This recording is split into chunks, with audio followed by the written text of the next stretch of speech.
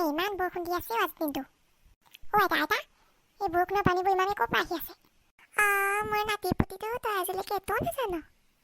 কেনেকৈ জানি? মই থৈ না আগত চাই আছোগে। আই মুতি দিয়ে আকৌ দেৱতাসকলে। ইয়াক আপুনি ভুল কথা বহি কান থাকিব। যা তাক দেৱই কৈ পাব। তই চুপ থাক, বেছি পৰামৰ্শ খাব নাহিবি। আমাৰ ককা আইতাই কোৱা কথা এইটো, আমি আগৰ পৰাই শিকি আহিছোঁ। আৰে শুদ্ধ কথাটো ক'লেও এনেকেও নহয়। পাত এনেকুৱা কথাই পাত তহঁতি। ধুনু তই শুনিছনে? আইতাৰ কথা শুনি তই যদি কিবা কয় লাজ পাবি, ঠিকছে লাজ পাবি। মই কৈ থৈছোঁ এইটো। খাবা মই কৈ থৈ হাজনী। আপোনাক কৈ লাভ নাই, যাওঁ এপাৰ মই। এই মোক শিকাবলৈহে কোৱা আগৰ যুগৰ নপঢ়া নুশুনা মানুহ এইবোৰ। ফুচলি চাহ অকণ দিয়া। ইমান বৰষুণ দি আছে, খাওঁ লাগিছে। কি চাহ অলপ অকল আলহীৰ লগত খোৱা আছিলে? এই কি হ'লনো ইমান খং? মা নিদিবা পাক চাহ, দেখিছা নাই পেটটো ফুলি গৈছে, অকল পানী থাকে। সেইদিনা মোৰ লগৰটো আহোঁতে পানী দিছে সন্মুখতে। কিমান লাজ পাইছোঁ মই, স্কুলত কৈ নিদিলে হৈছে সি।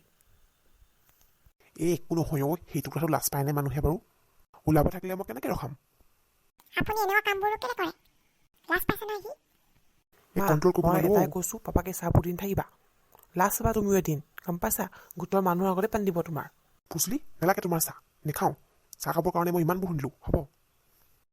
দেখিলেনে বন্ধুসকল, চাহ খাবৰ কাৰণে আজি মই কিমান শুনিলোঁ। চাহ খাবলৈ এৰিব লাগিব আৰু এতিয়াৰ পৰা।